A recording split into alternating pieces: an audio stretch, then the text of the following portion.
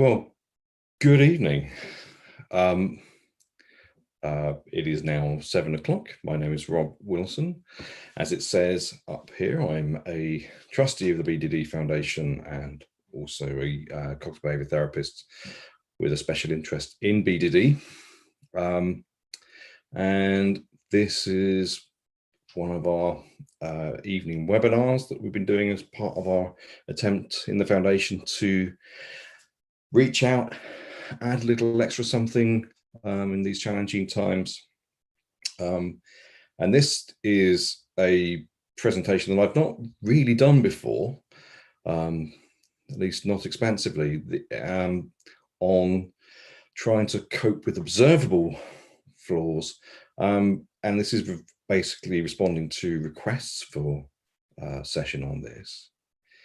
And I'm hoping at least I can add something to the conversation. I'm not claiming that I'll answer all of the questions or have all the answers here, but I'm hoping we'll be able to say a few things that might at least stimulate a few thoughts.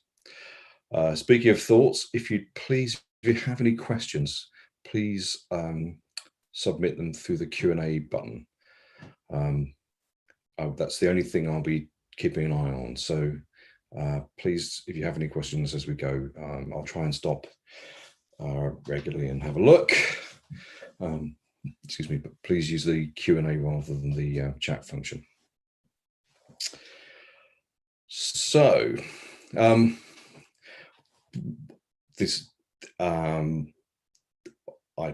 always love a fireside cartoon, and I'm just trying to respond to the fact that this is often this concern is often the elephant in the room for people that have BDD. When I ran many treatment groups for people with BDD a few years ago, one of the things you could always anticipate people thinking was, when they first joined the group, that they would be thinking, okay, I can see that all these other people have BDD because they look perfectly normal, and yet they were really worried. But I don't look normal, and I'm really worried. So I don't have BDD, I'm ugly, or maybe I have BDD, but I'm also ugly and disgusting or defective. And that's going to be going through the minds of pretty much anybody who has BDD, because of course, if you could just dismiss the concern as being all in your mind or imagined, then it wouldn't really be a very serious problem. But what we do know is, though, that debating this and getting stuck into arguing with people about whether their flaw is real or imagined very rarely is helpful. In fact, oftentimes it can be quite destructive, because people feel perhaps that they're not being very well understood, or even that someone's trying to pull the wool over their eyes, or at the very least, it's more time spent thinking and analyzing and focusing upon appearance, and therefore fueling preoccupation and adding to the problem.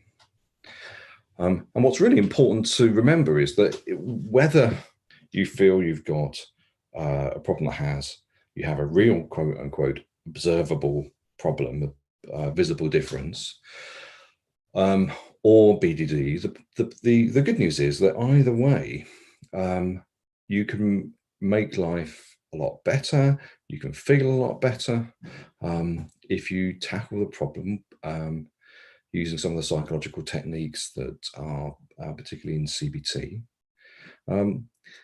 And of course, everybody has flaws in their appearance. So to some extent, it's sort of silly to think of BDD as a problem that exists in absence of flaws in one's appearance. But the point is that BDD is a problem that exists with lots and lots of preoccupation and distress about any flaws one has in their appearance.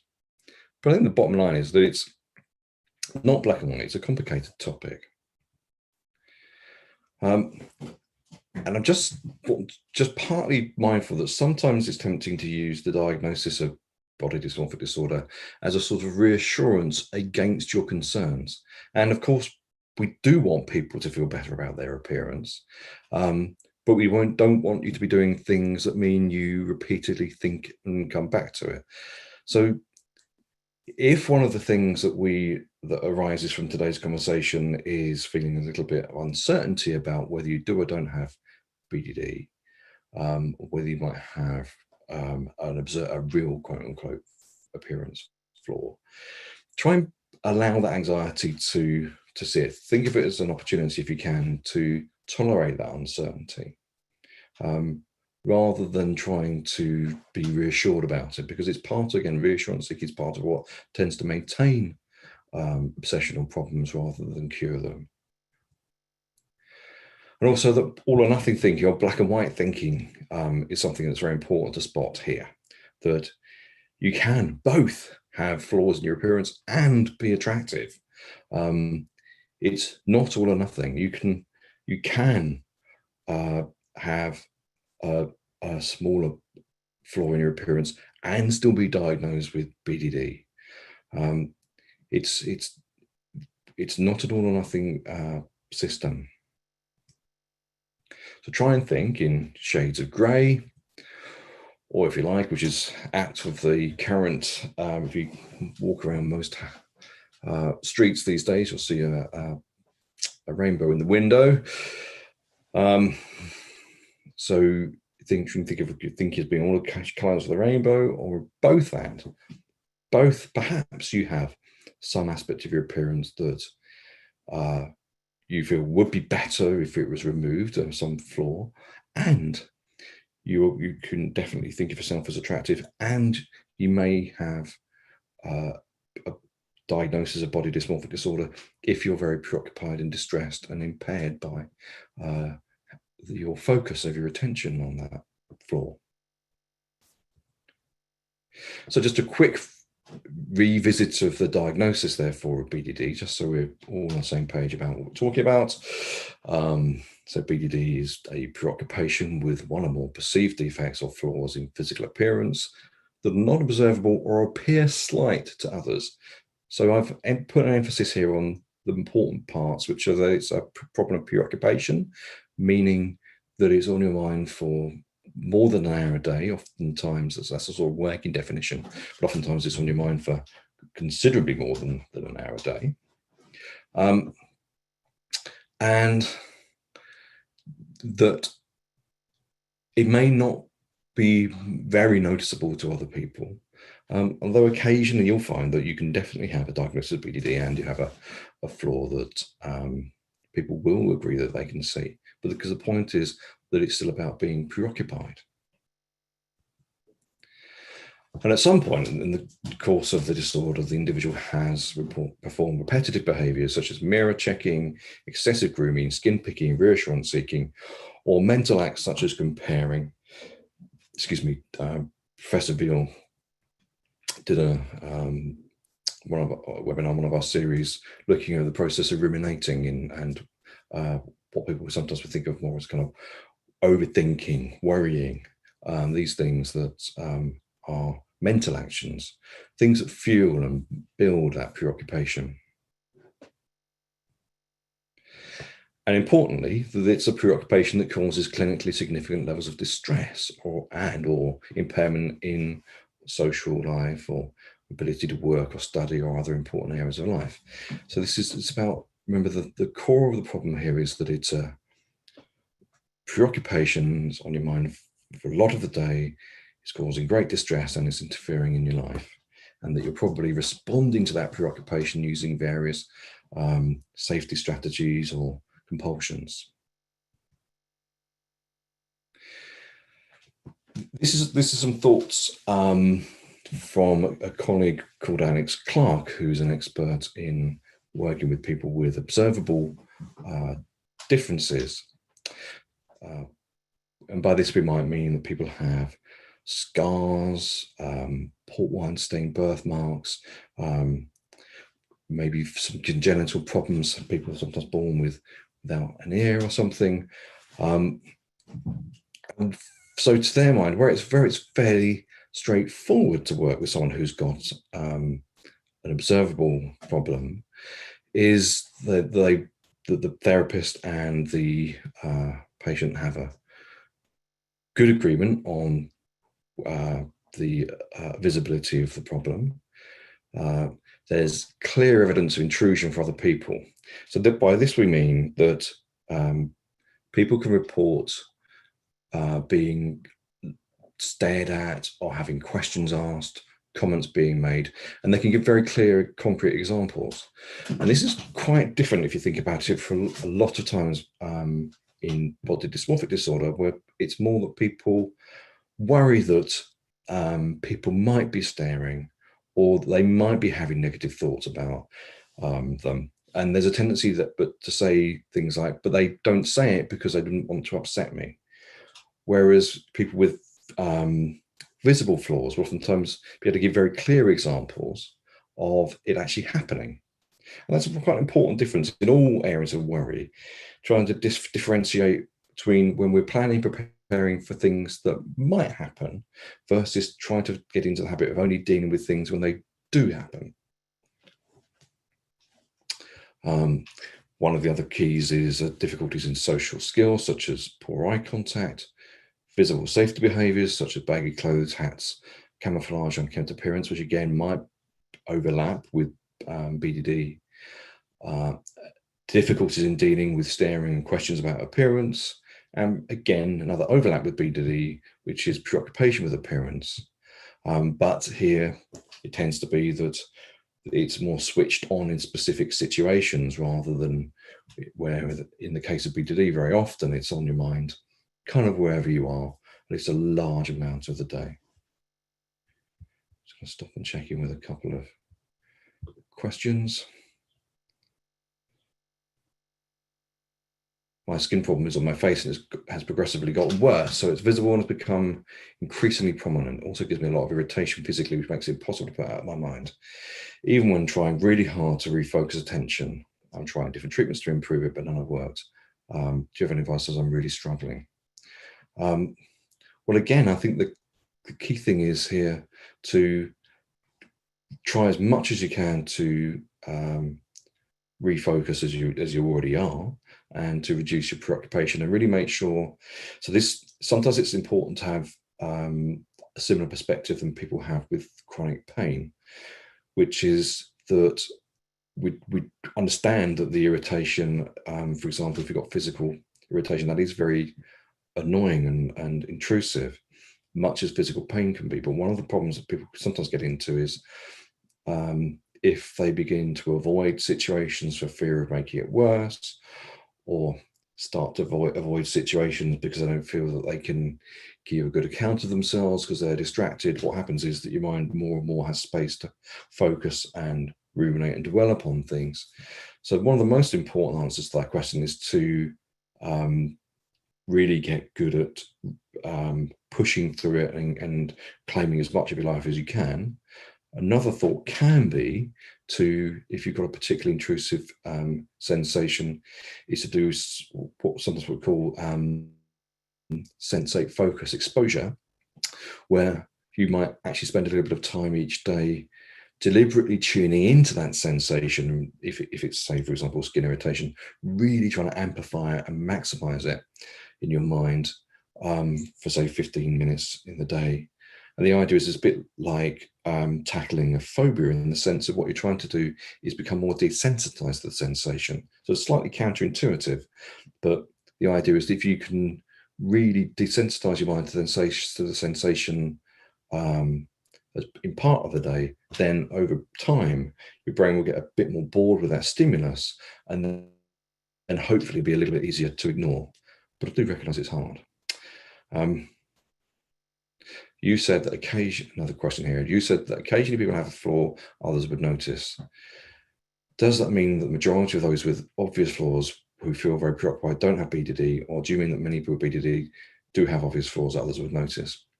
Well, one of the things that my colleague David Bill sometimes used to do, and I don't know if he still does it, would be occasionally to pull out a magnifying glass and say to someone, yes, I can see it. And the point being that if you think about how you look at someone who on the street, you would typically not scrutinize their appearance. And I can remember a patient saying this to me quite a few years ago. He'd just come into the office having traveled on the tube, and it occurred to him, do you know what, I never look at other people like I look at my own appearance. So it occurred to him that he never scrutinizes people in the way that he scrutinizes himself. So the point here really is that if you get a friend or a family member, or even a cosmetic surgeon or dermatologist even, to look close enough, they may well be able to see what it is that you see, but it's still different than the average person on the street noticing it, because they only really see it because they're looking. So it's the same in health anxiety sometimes, this idea that you spot symptoms or physical sensations because you tune into them. You find trouble because you're looking for it. Someone else has said here, I struggle using the word flaw as it's negative for me. How would I accept that I have a flaw? Well, you don't have to use the word flaw, for sure. You can find another word for it. But I guess it might be about looking also whether there's any particular meaning that you've attached to that flaw, to that word, whether it has a particularly negative meaning to you. Maybe seeing if there's a way of reinterpreting it. And maybe it's tapping into some form of perfectionism or something. Okay, I'm going to come back to the questions in a sec. I'm going to do my usual thing of skipping on too far.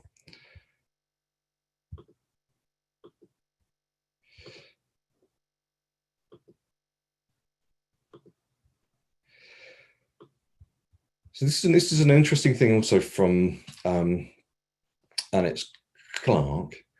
And here's a question: is this BDD, or is it working with people with observable concerns?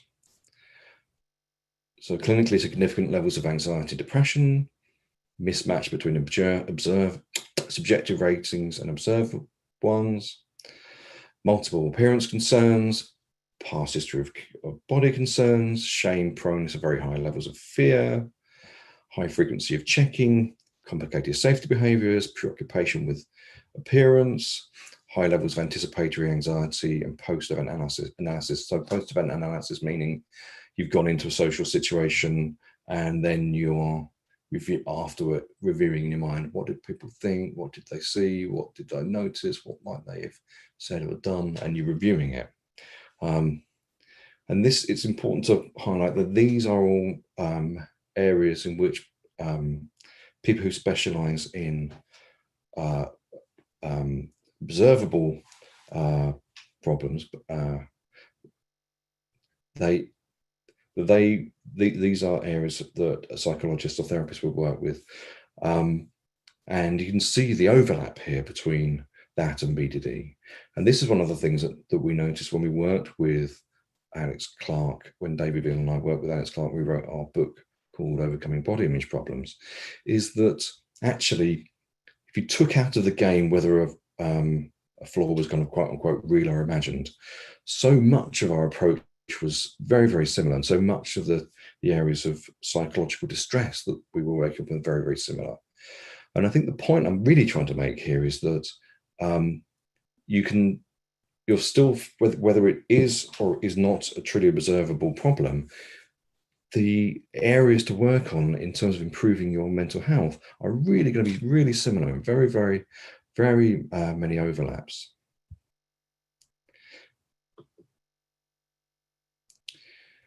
So it brings us back to the kind of classic part of CBT, which is this idea of theory A versus theory B. Theory A is the idea that we've been treating a problem as if it's an appearance problem, whether you've been trying to alter it, change it, conceal it in some way. But again, I guess the question is, how's that been working out? And whether that way of approaching your difficulties in fact caused more interference and greater distress and fueled your preoccupation. So against that, we have theory B, as again, I'm sure many of you already know, which is the idea that preoccupation with your appearance is the problem. This means that you become too self-conscious, and that therefore the aim is to try and define the problem as if it's a preoccupation problem, as if it's about becoming too self-conscious and too distressed, and see what happens if you treat the problem in that way.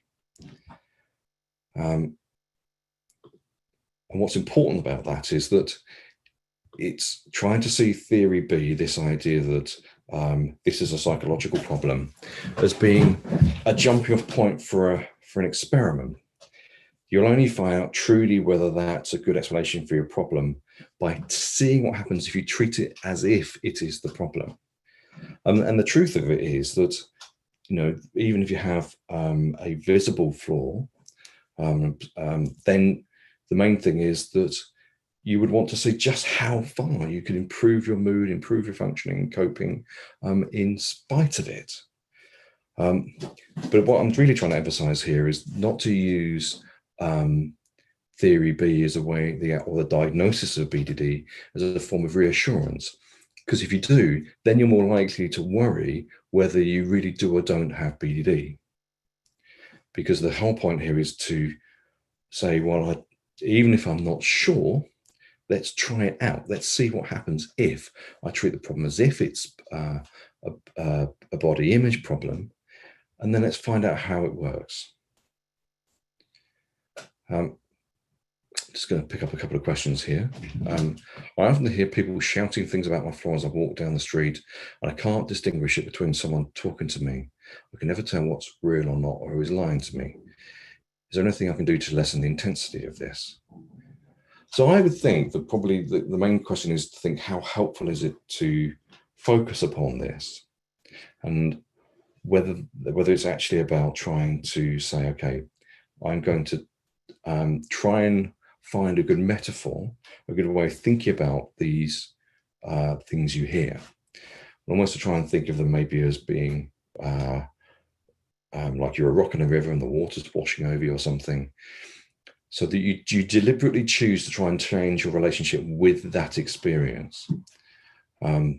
Almost try and see the experience as being good practice so that you really build a thicker skin about it. And I know that's very difficult, but it's still what you're trying to do though is to change your relationship with that experience and try and find somewhere which means you feel a little bit more empowered. And over time, that should lessen the intensity.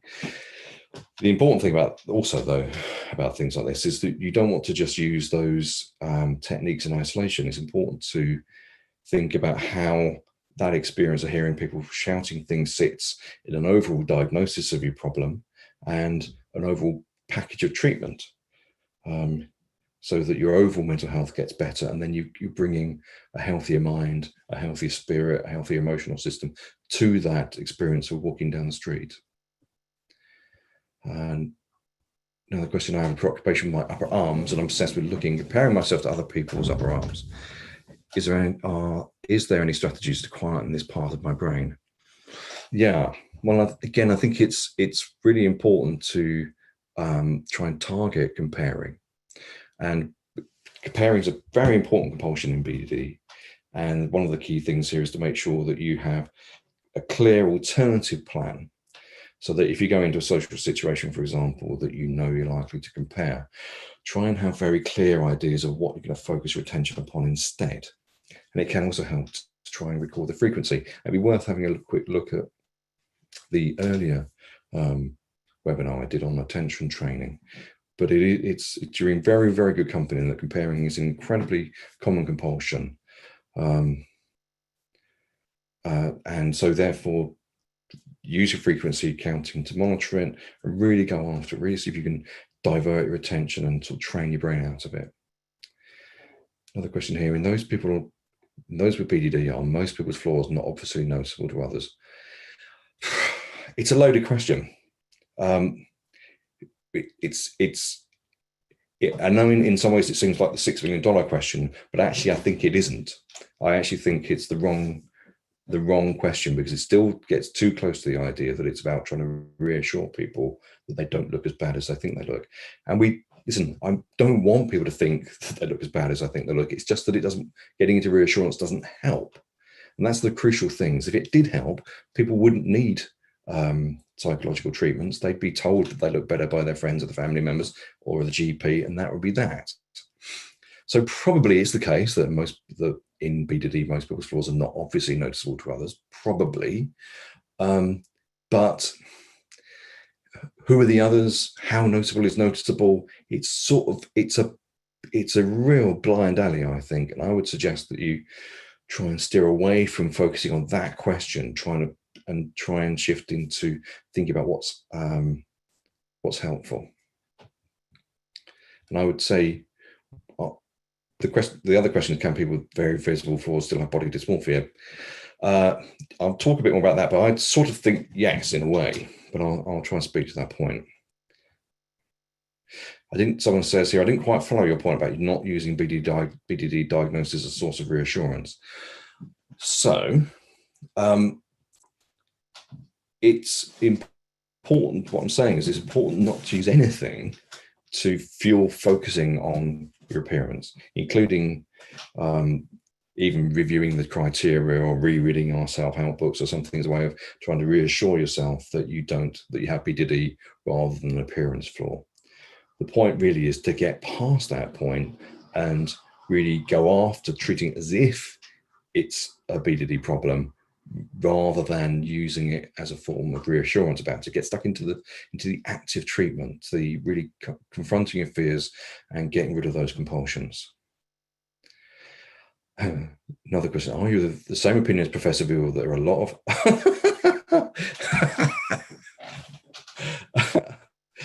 am I of the same opinion there are lots of arseholes out there? If so, how do we deal with arseholes and make hurtful comments? Well, I don't think there's necessarily a lot of arseholes out there, but there are people who sometimes have some arsehole things to do or say, and so it's about working to try and thicken your skin, partly, and partly so it can even be helpful to do some role playing things and how you manage these things. But also focus on anything that's thinning your skin, like your own preoccupation, your own attitudes towards your appearance, and to think of other people's comments as sort of invitation to, if it was like, if someone's given me a critical remark, dear Rob, I invite you to think of yourself as a complete idiot, but do you accept or do you decline is on me. So I think that the invitation technique can be useful. I think about it, and even there's a technique that Christine Podesky uses called assertive defense of yourself. And one of the things she suggests is you practice imagining walking down the street and imagining people coming towards you and saying kind and unpleasant things, and then imagining how you would defend yourself against them and how you would manage that experience so you gain more confidence that you can handle it.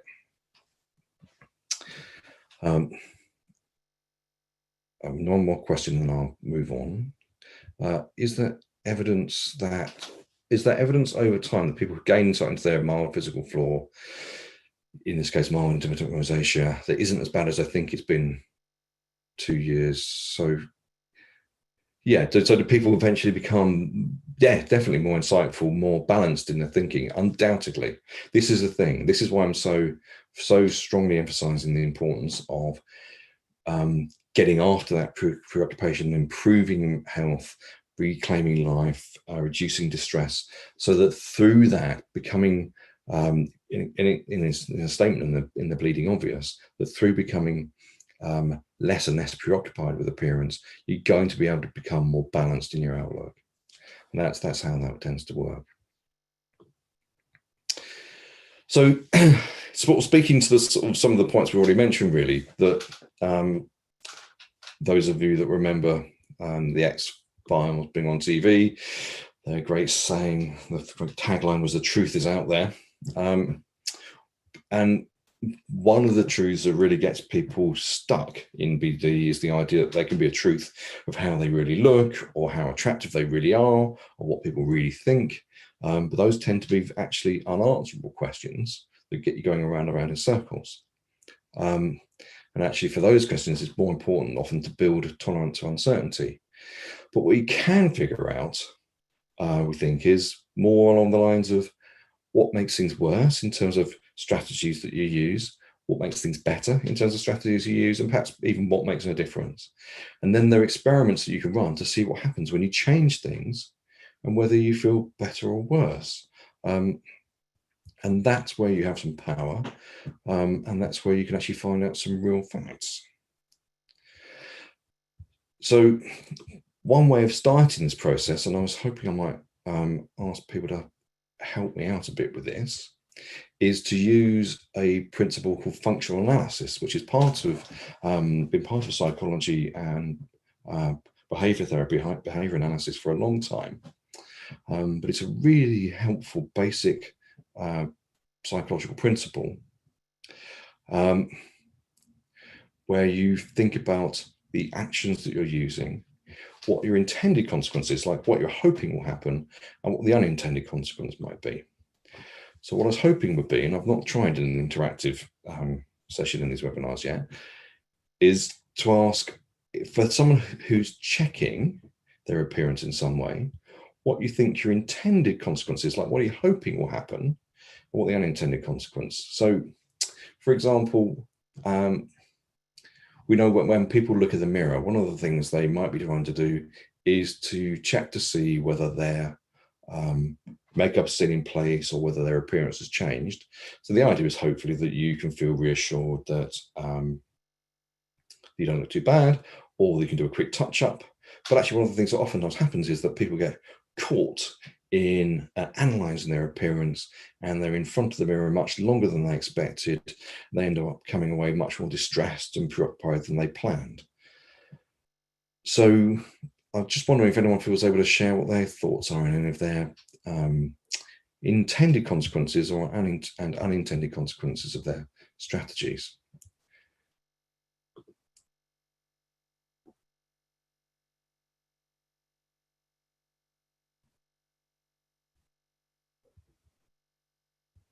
Silence was the stern reply.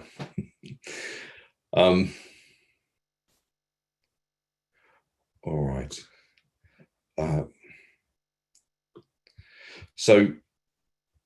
Okay, thank you. When I check, it is to seek reassurance that I look okay, and that my makeup is in place. But when I find out isn't okay, I just feel justified in checking, and so check more.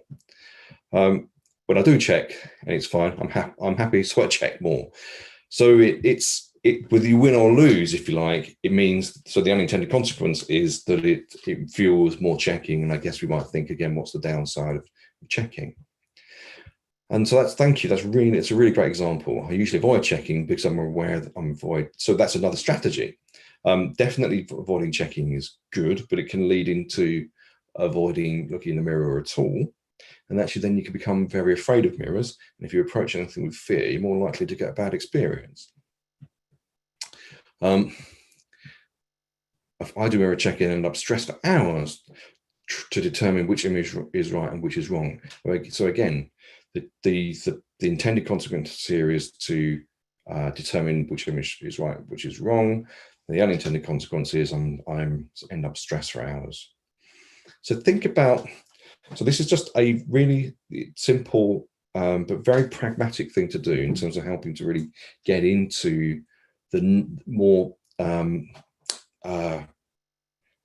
get into a more sort of psychological frame of mind in the way you approach this problem, is to get your functional analytic hat on, to think about, list the various behaviors and mental behaviors that you notice that characterize your concerns about your appearance. It could be avoidance of different things, it could be various checkings, it could be comparing, it might also be planning, preparing, it might be avoiding certain kinds of people. Whatever you notice is part of your the makeup of your problem, and then do this functional analysis to help really see how this problem's working. And in seeing how it's working, it usually helps then to make you feel a bit more confident in, okay, so this is the problem and this is how I'm going to try and sort it out. And related to this is another strategy that we sometimes use in therapy called an ABA design. An ABA is an experimental design used in research, where A means baseline, B means intervention, and A is back to baseline again. And so sometimes when people aren't sure whether their psychology has much to do with their concerns about their appearance, or whether particular strategies have much to do with about their concerns with their appearance, then what you can do is to run an experiment of seeing what happens if you boost a particular strategy. So you might think, okay, I think sometimes the reassurance is helping me. So you might say, okay, well, let's just test it out by asking you to do your usual level of reassurance one day, trying to increase your reassurance seeking another day, then going back to usual, maybe even going back to increase and back to normal again. And across all these days of regular level of a certain behavior and increasing level of certain behavior, you measure each of these days some things that are important to you about your problem, such as how distressed you are at the end of that day, maybe what your mood's like, how much your appearance has been on your mind, things like this, things that really are relevant to you. So you've got something that's a good outcome measure of your experiment. And what usually happens is that because it's easier to boost the behavior than it is to reduce it, what tends to happen is that people then more easily able to see, when I did more of that behavior, such as the reassurance seeking or checking and things, then they see for themselves that actually it makes the problem worse. And then once you've seen that more clearly, it tends to then feel more valid, more vital, more real, to get really stuck into it and try and change it.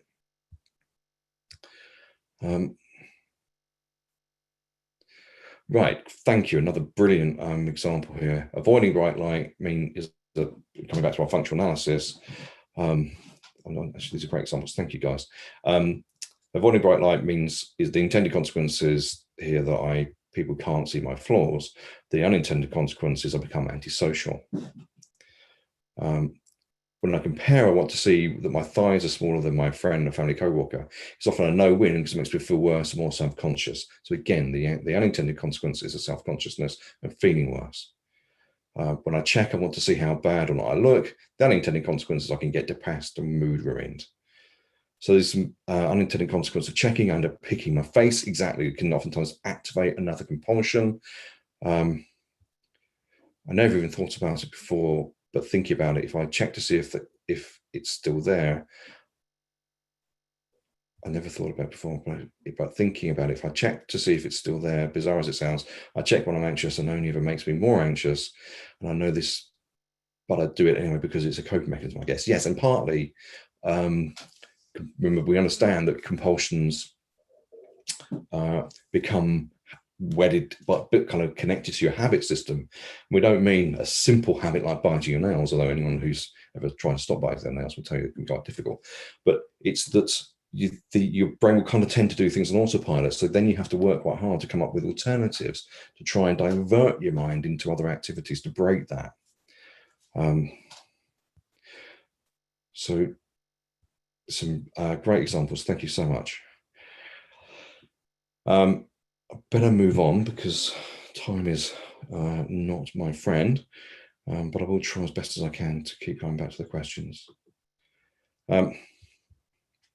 So just again, trying to partly respond to just being a bit, some thoughts again about this dilemma about visible differences in BDD is what would you do that's the same regardless? Well, you'd want to reduce your preoccupation. You want to build some self-compassion. And so that might be, for example, bringing to mind an image of a compassionate figure, sometimes called a perfect nurturer, to help that's something to be kind and warm with you.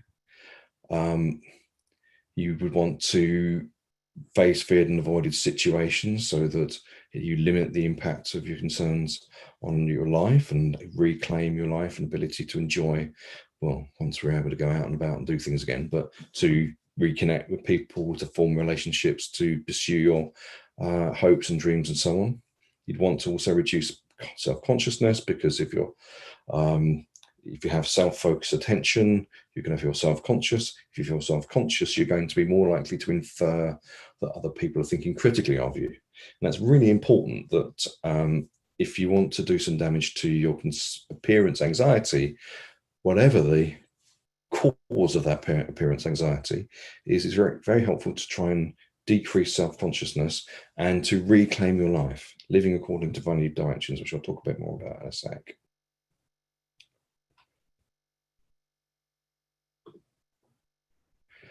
But there might be some areas in which we know that might be helpful to think about things slightly differently.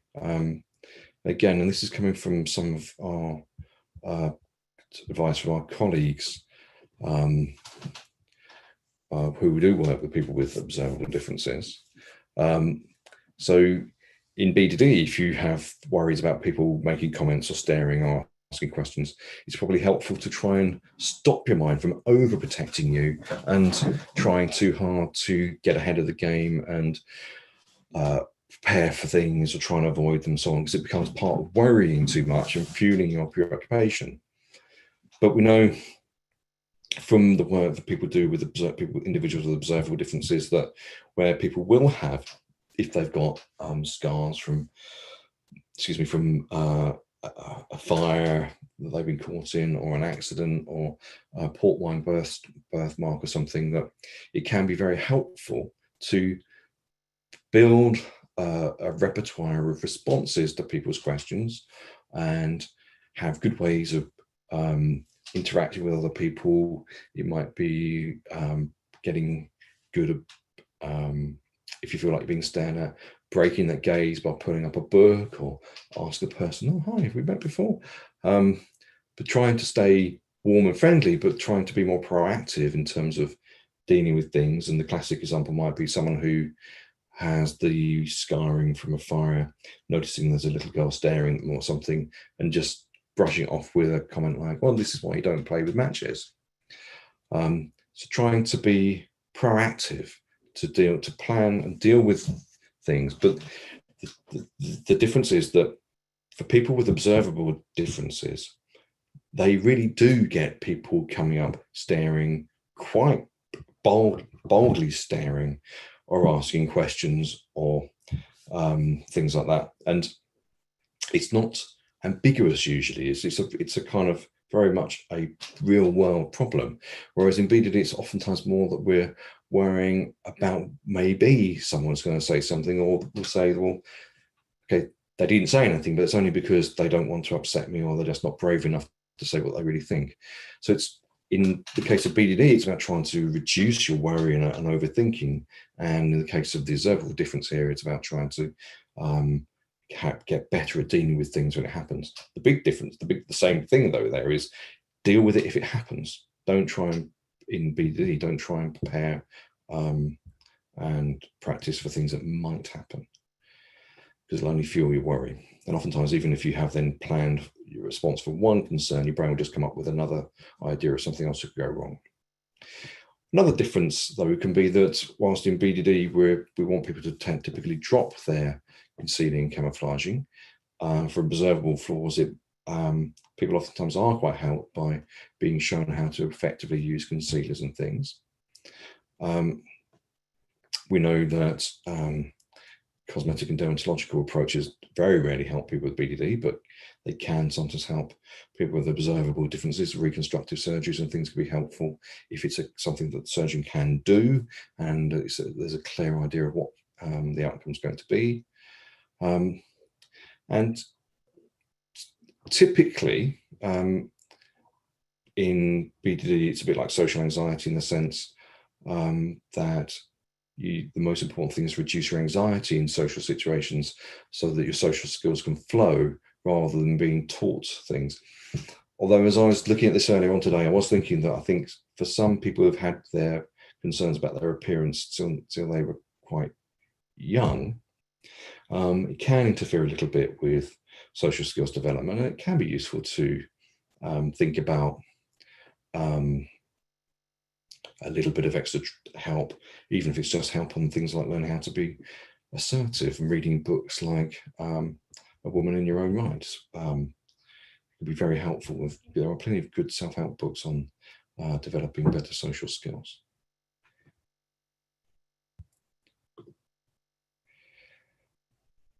So this is an interesting story that pertains to one of the dilemmas we think is at the heart of this, which is a study that was done in the 1980s by Strenter and Kleck.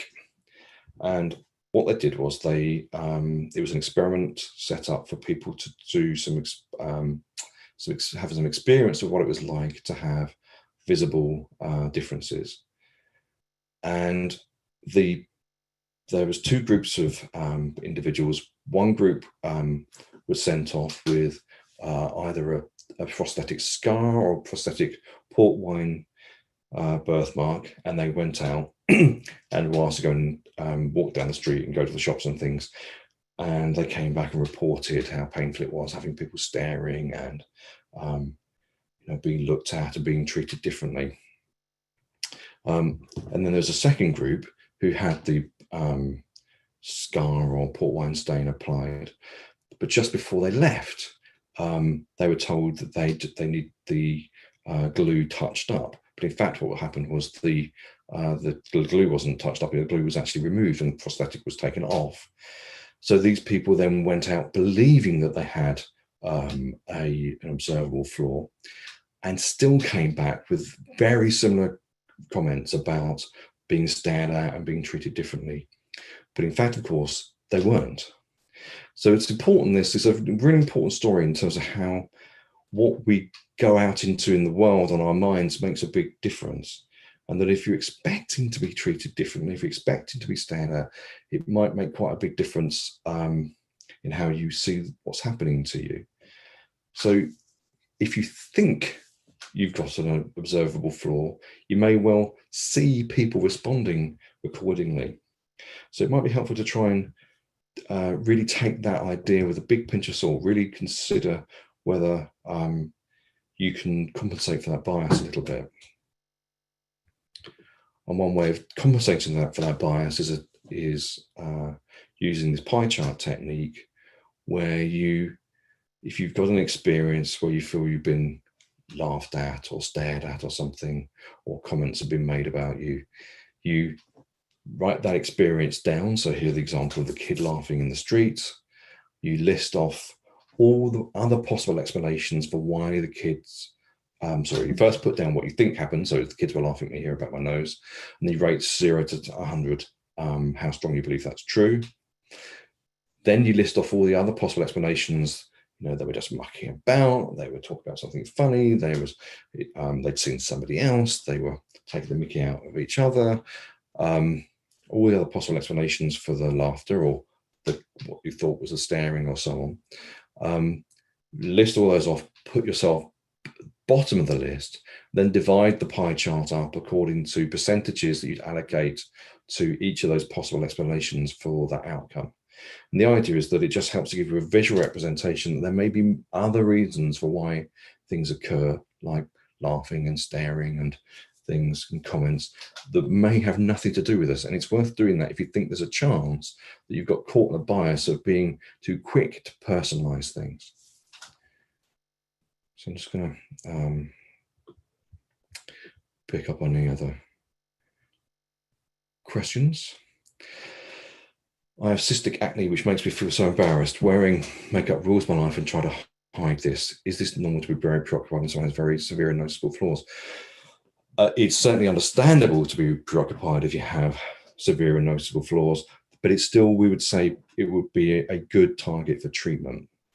And that if you were seeing a specialist in helping people with observable differences, they'd still be helping you to reduce that preoccupation, to try and minimize your self-focused attention, to really face your fears, avoid too much concealing, really confronting things, and trying to break free from any shame and feeling stigmatized as far as you possibly can, to feel better, to feel less self-conscious and things, and to reduce that preoccupation. Another intended, unintended consequence, checking, intended that my tongue will be flatter, unintended, it's still there, still is a problem, fuels the furry, then moves on to other areas, yes.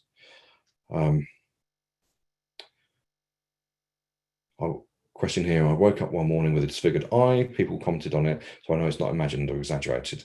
I cannot live with how I look, any advice?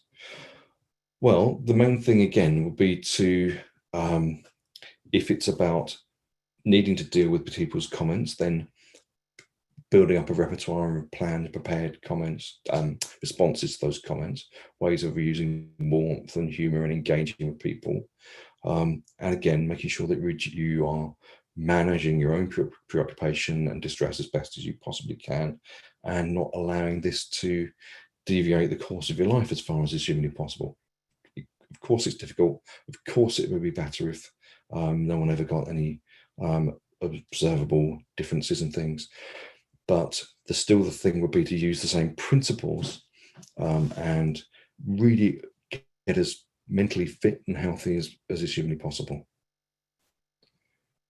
Removing hair on my lip makes the area lighter over waxing, etc., makes it more noticeable, and therefore, right, so there's another intended consequence. So the hair removal makes things more noticeable.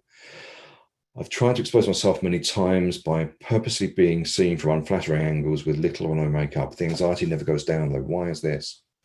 Well, it's a good question. It might be that there's still some other safety behaviors and self-focused attention that are interfering with it. It might be that we historically in CB2 have overemphasized the importance of anxiety coming down. And there's quite a lot of evidence now that shows that you don't really need your anxiety to come down in the session. The main thing is just to keep doing it, keep building up that tolerance. And there is a bit of evidence that from a colleague, Michelle Krask, that shows that if you get good at trying to label your emotions, like really pinning down, okay, I feel anxious, I feel nervous, I feel stressed out, the more that you can try and open out and experience those emotions, it seems to help, not necessarily for anxiety to go down in that session, but that in future, with repetitions, in future sessions, you should find that your anxiety does come down. So it might be that there's still some safety behaviors interfering with it, or it might be that you just don't expect your anxiety to go down in the session, but keep practicing anyway. I can't help thinking about the old Liza Minnelli song, Maybe This Time, when I compare. You're right. Yes. So it's the agony of hope that keeps that behavior going. I just hope it's going to be okay, but it never happens. And again, because what's happening there is that the comparing is still fueling that preoccupation. And with an overloaded system, you can't get perspective. I treated my preoccupation with a general medical issue and it reacted. Now I checked to give me enough urgency and courage to seek further medical help, to see that nothing that makes me feel better about myself, or to see something that makes me feel better about myself and is not so alien. Now I check to give myself some. So it's an intention to try and keep yourself safe, but whether it's really helping is, I guess, might be another question. Oh, I'm so sorry. There's so many questions. I just hope I might be able to cover some of those by some of the other things I'm going to say. So this is just another graphic, just to remind you that there is, in how you feel you look, in your body image, there are an enormous number of components that aren't to do with how you look in the mirror. And it might be that, again, and you can think it's the same processes, whether you do or don't have a visible difference. Because if you focus on it too much, it's going to likely to amplify it and to enhance your experience of it. So that the way in which you look at yourself in the mirror in the photograph is going to make a difference anyway. But once you activated your body image in your mind, there are so many other factors like your bodily sensations, felt sense, your emotions, the images that pop into your head, the beliefs you hold about yourself, your self-worth, other people, the world around you, the value, the significance you attach to appearance, mental activities such as ruminating, dwelling, and worrying and comparing, what memories pop into your head, the critical thoughts that you have. So there is, regardless of how you look, and I'm not saying that it doesn't matter how you look, of course it does, but it's not the whole picture. It literally isn't the whole picture. Even in your body image, there are so many other factors to work on in terms of behaviors that may overload your system, and so many other things that go on in your head. If you can work on those, you will be able to improve your self-esteem, improve your functioning, and improve your body image. This is another way of thinking about the same thing, that there's another pie chart. CBT therapists like pie charts. And again, just looking at all the different factors that contribute to make up your body image. And that if you look at it, relatively little is actually made up by what you see in the mirror. This is a very simple graphic that we borrowed from rational motor behavior therapy, part of CBT. And this is our big eye, little eye illustration, where the thousands of little eyes represent all the little bits and pieces about you, all the experience you've had, all the values you hold, all the different parts of your personality that make you up as a person. And the idea is to try and remember that your external appearance is made up of many, many different bits, and probably the aspects of your appearance that you dislike are one aspect of your external appearance, or some aspects of your external appearance, but still many little eyes. And even just your external appearance is only some eyes in the big eye that makes up the totality of you. And the idea is that, therefore, to write yourself off as worthless or not good enough or defective on the basis of an appearance flaw is simply, A, it's unfair and unkind, but B, it's not accurate. Doesn't fit with reality, because there's still so much else about you.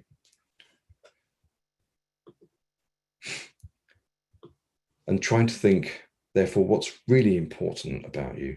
How can you help your mind to, with the exposure and response prevention, we're hoping that you can unload some of the pressure on your mind and help your brain to get in better shape and be more objective. But also to divert that mind, to get its attention focused on other things and reduce your preoccupation.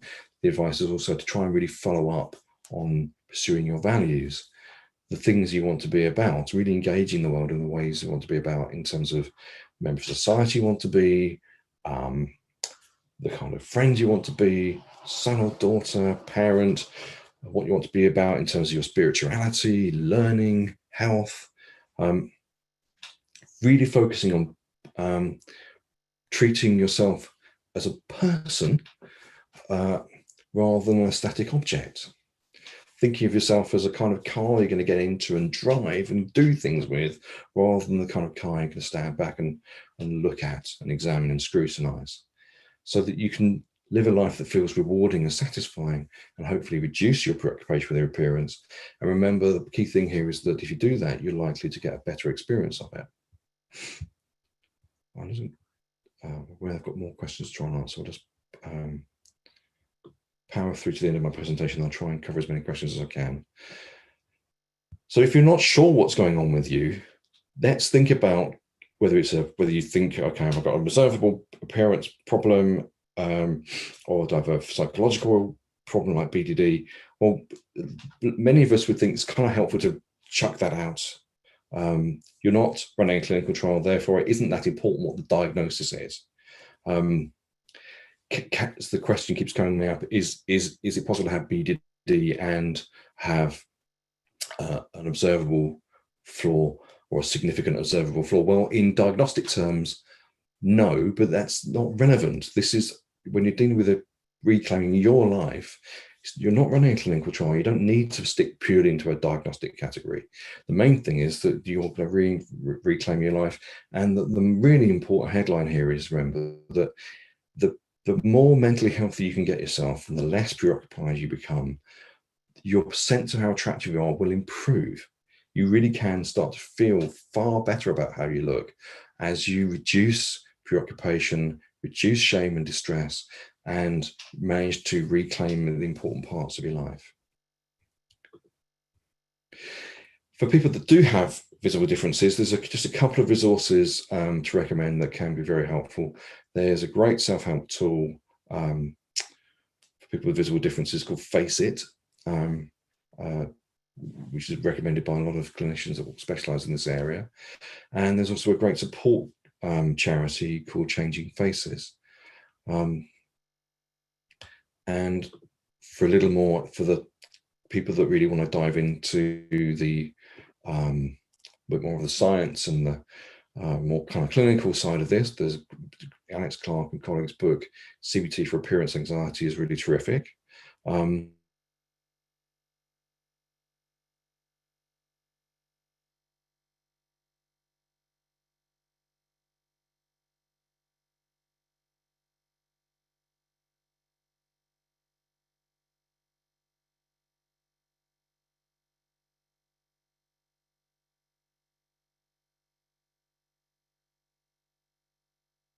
And it really is the case that you can apply very large number of the CBT principles regardless of whether you have an observable problem or not.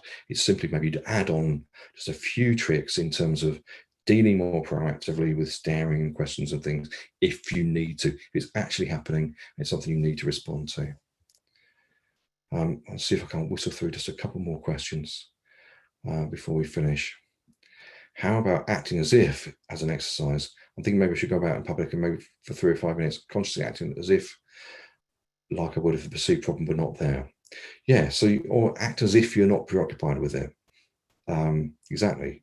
Really act as if it is already in your rearview mirror, if you like, as a concern, and really try and get into. So we're interested in that idea that you can almost get in touch with your, like becoming like a method actor. So we think the acting as if principle is a really good idea.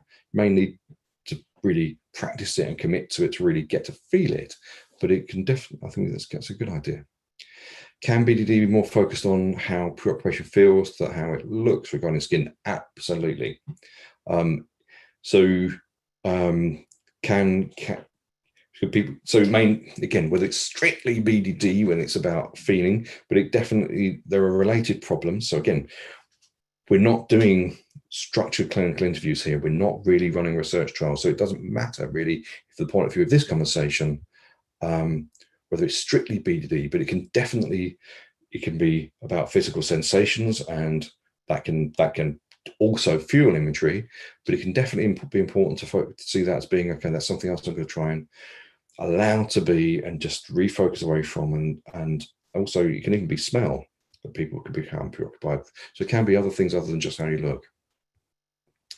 I don't have any visible flaws that stand out to someone else. I have 24/7 negative thoughts about myself, and I try and put them in a box to be stronger, but it's always there. This has been since I'm a child. So this is common. It's often been around for a very long time. I really hope you find some ways of breaking free from that. Is there anything I can do about the deep sense of shame I feel about the way I look? Lots.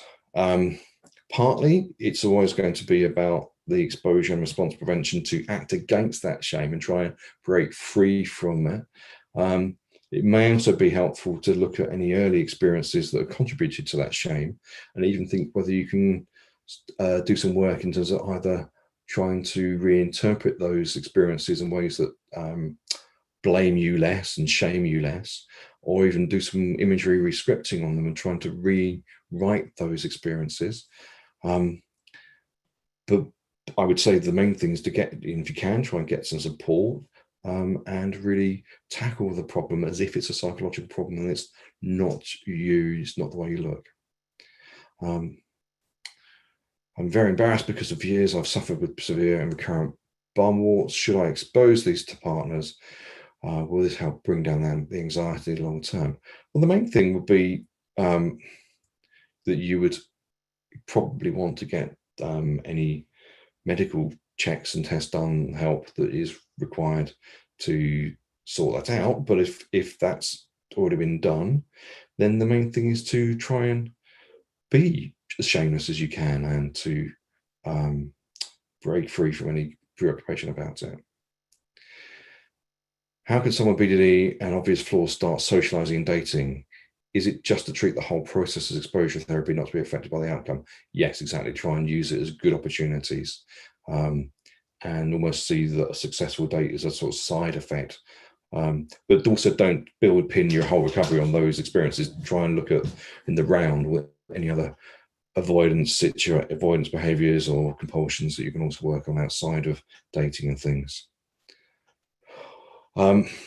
All right, listen, I'm really sorry. I'm going to have to stop because we're out of time. I'm aware that there's still some questions I'm sorry that we've not been able to cover. As ever, we'll see if we can feed those questions into any future webinars.